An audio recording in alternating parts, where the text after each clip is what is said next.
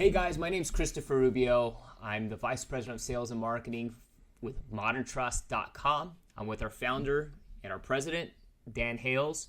I have an exciting topic to talk to you guys about today. Love this one. It probably comes up a lot, at least I hear in my own circle. And it's going to be about uneven and unusual distribution. So when somebody passes away, what happens if the assets are not divided equally? So Dan, just want to kind of get your thoughts. I know you've ran into millions of situations about this, and kind of want to get some stories and your thoughts about the topic. Sure, Chris. Well, certainly thousands of situations like this. One of the things we pride ourselves on as Americans is that we have freedom of choice, the right to privacy, and the right to leave your estate to whomsoever you please. There are countries in the world where you're not free to leave your estate to whoever you want to. In France, for example, there are laws of forced heirship. It is predetermined who you leave your money to. In fact, if you have a mistress that you had children with, she is entitled by law to a share, as are those children, and you can't even cut them out. So, without getting into the merits of the laws of France, in America you can do whatever you want as long as you have testamentary capacity. In other words, as long as you know what you're doing, you don't have Alzheimer's or dementia, and you're over the age of 18, you can execute a trust or a will and leave your estate to anyone you choose. Now, let's say a person has 3 children. The assumption would be that I'm going to leave my estate to those 3 kids in equal shares. And I would say that's probably what most people will do, is leave it equally to all the children. But in fact, there are various other cultures here in the United States where the eldest son or all the male children, and I'm not saying I agree with this, but this is a cultural thing. In fact, it's an Islamic tradition that the older children and male children will get a larger share and the woman will get a smaller share. Now, I know that sounds outrageous, and most people would be outraged by that, but the theory in Islam is that the woman will marry a man and that man will be getting a larger share from his family. So in the end, it's all relative. And I've sat in front of many of my very good Muslim clients, and they have some of them adhere to this traditional way of distributing the estate, and we would call that unusual. But it's legal, and it's what they feel is right in their religion and in their culture. And if everybody does it, it does kind of work out. Sure. You might argue. But I've also had many of our wonderful Muslim clients that say, you know what, this is how my dad did it, but I'm in America now. I have the freedom now to do it the way I want to do it, and I'm going to leave it equally to all my children. So that's just one example, and there are other cultures that do this too, not just in Islam. So, as an estate planning attorney, I'm not the judge or the jury. My only job is to effectuate the client's intent. Whatever it is they want to do, whatever gives them peace of mind and allows them to sleep at night, that's what I'm going to do in the trust document. And it could be very unusual. There are examples where maybe one child won the lottery and they've got mega bucks. The other kids are all struggling to meet their ends, and they can't pay their rent, pay their mortgages. And so the client might say, you know what, leave 90% of my estate to the younger kids, and the older one that got lucky, he just needs a little bit or maybe nothing at all. And we might think, well, that's harsh, but that's okay, right? So sometimes if one child has done better in life than the others, a client might choose to give them less. If I had a client that wanted to do that, I might try to talk them out of that, because even that wealthy child, if they get less, kids equate money and love. Depending on how you leave your estate, even the rich son or daughter that didn't need the money, if you give that person less than their siblings, they will say, you know what, I think, Mom, what did I do? Didn't mom and dad love me the same as the other kids? Yeah. And so even where a client might have the tendency to shortchange a wealthy or fortunate or very successful child, I will still say, look, before we do this, let's really think about it, because will that hurt the feelings of that? Yeah. Why penalize the successful child for being successful? Maybe he's the one that studied harder, worked harder. Yeah, he earned more money, but why penalize him for it? And when you explain it like that, even though clients want to do a very unusual distribution, they might come back around to just doing it equally.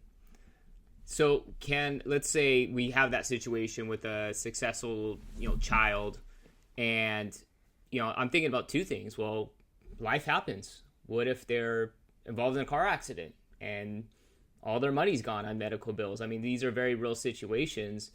Or they get the money. Now, So I guess, can we talk about in these instances where there's actually unusual circumstances like that, or can there be instructions in the trust, like if this happens, or can somebody designate like a share? So yeah, I am successful, but leave it up to me, and I can give the money to the beneficiaries, because it's true, we don't know what's going to happen in life, right? Right. We can, and I hate to be, so tragic about life, and, we want everybody to live healthy, happy lives, but it's the reality that anything can happen tomorrow. So just wanted to kind of get your thoughts on maybe some unique ways to customize this, or can somebody relinquish that and just say, hey, I got the money, but I don't want it, right? It's cool. Like, you guys can have, because the family loving each other would probably, in my mind, like, is more important than breaking them up just because somebody got, let's just throw out numbers, this person got 50 grand more, and they're just pissed off, and now they don't even talk to each other because of principle, not because of, or both, principle and money.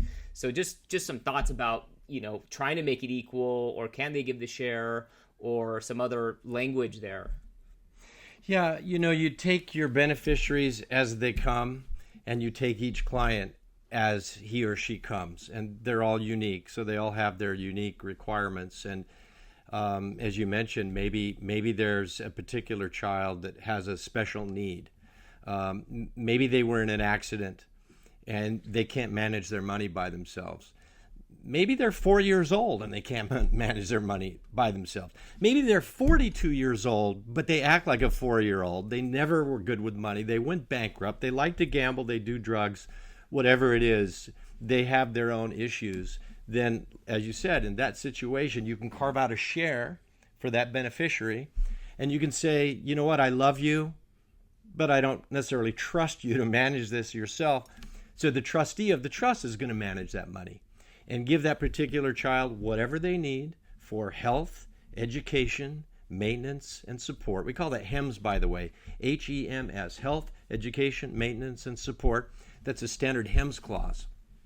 And so that's pretty common, where you don't really want to give the money to the person because they can't. They're either going to harm themselves with it, or they're going to lose it really quickly. Yep.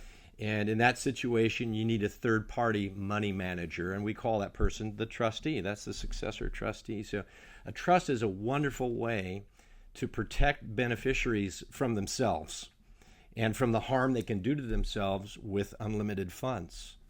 And that's one of the great benefits of the trust. So we just have to know who the beneficiary is, what are his or her specific challenges and problems, and how do we design that share so that the money's going to be safe.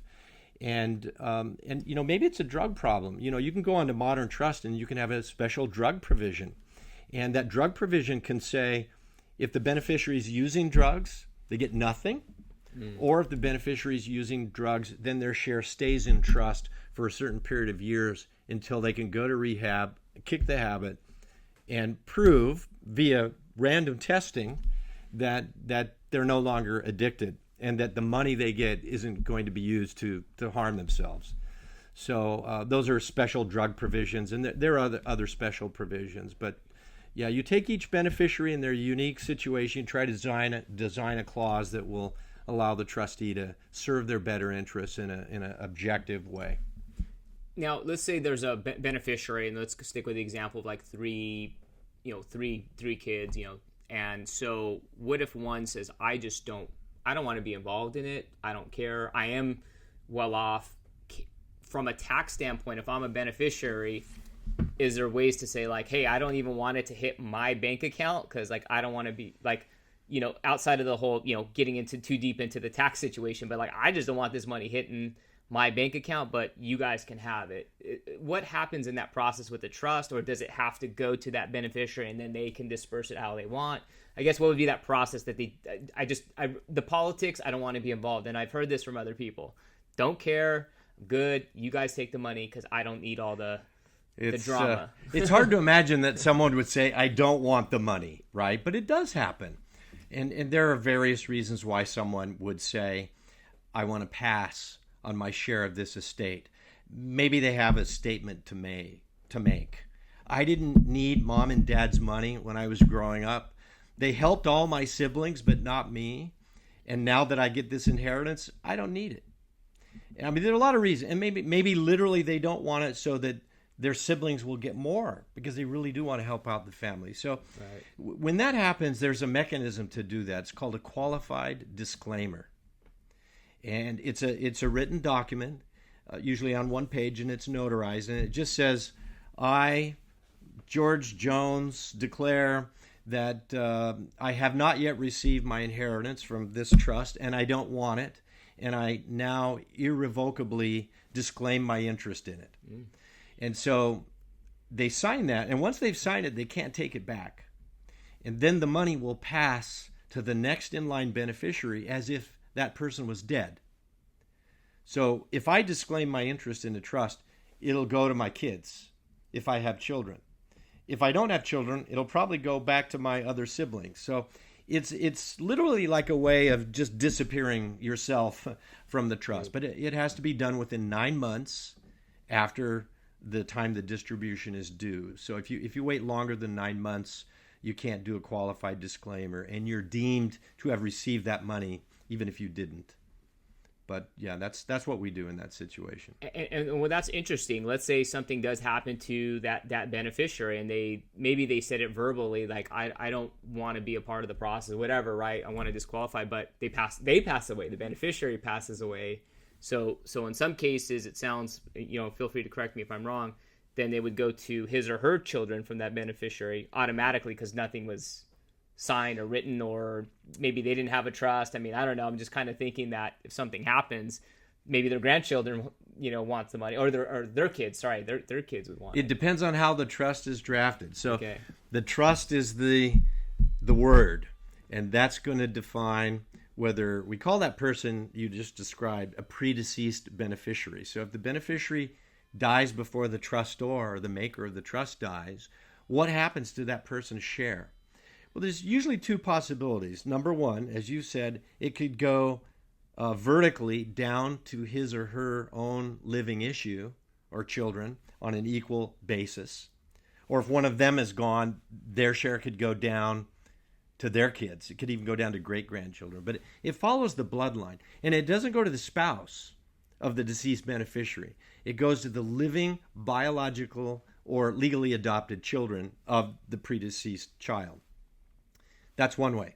The other way is that person doesn't have any grandkids, or we don't want to leave money to the grandkids. And if this person is gone, it'll go horizontally on a per capita basis to the surviving children.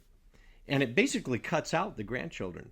But maybe the client's not that close to their grandchildren. The grandchildren never came over for Thanksgiving. They never came over for Christmas or Hanukkah. And if my kid is gone, leave his money to my other children, not to those grandkids. So that's a per capita distribution versus a per stirpes by right of representation distribution. So what happens, though? I know a lot of things that's becoming popular. I mean, it is what it is, but there's a lot of mixed families in the way that I had kids from a prior relationship or marriage, and let's say Joe has 2 kids and Susie has 2 kids, and they're not from the new relationship. I guess how does that? I mean, depending obviously on the way that the trust is written, but I mean, what are some stories or recommendations when you kind of have different peas of the pod, I guess. And what do you see, and maybe what are some recommendations or ways to avoid any pitfalls there too? In fact, if you entitle our discussion today "Unusual Distributions," that really would be the norm. I think most trusts have these unusual types of distributions because that's the modern family today. His, hers, and theirs, right? So the husband or wife could have kids from a prior marriage or relationship, and then they might have one or two or five together, biological or adopted children. And the trust document and the will has to address that blended structure.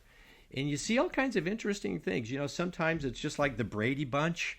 We're all one happy family, and both spouses consider the stepchildren from the prior marriage to be their own children. Everybody gets an equal share. Doesn't matter if you're his or mine or whose ever. But just as often, you see a little bit of polarization. And sometimes you'll see, well, the husband's kids they were already grown up and flew the coop before he married the wife. And the wife really never knew those stepkids. And maybe they never accepted her. In fact, maybe they hated her.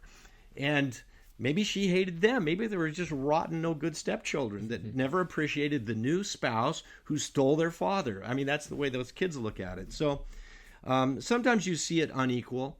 Sometimes one of the spouses will say, my kids were never nice to my new spouse, so I'm not giving them anything. My kids from the prior relationship get Zippo, and I'm going to leave my whole estate to the one child that my new spouse and I had together. So this is a cautionary tale for stepchildren. You still got to be nice to your stepmom or dad because that's the spouse that they chose. And if you're too unpleasant, you might just lose your whole inheritance. But, basically the document should reflect whatever the client's preferences are. And we just want to make sure they know what they're doing.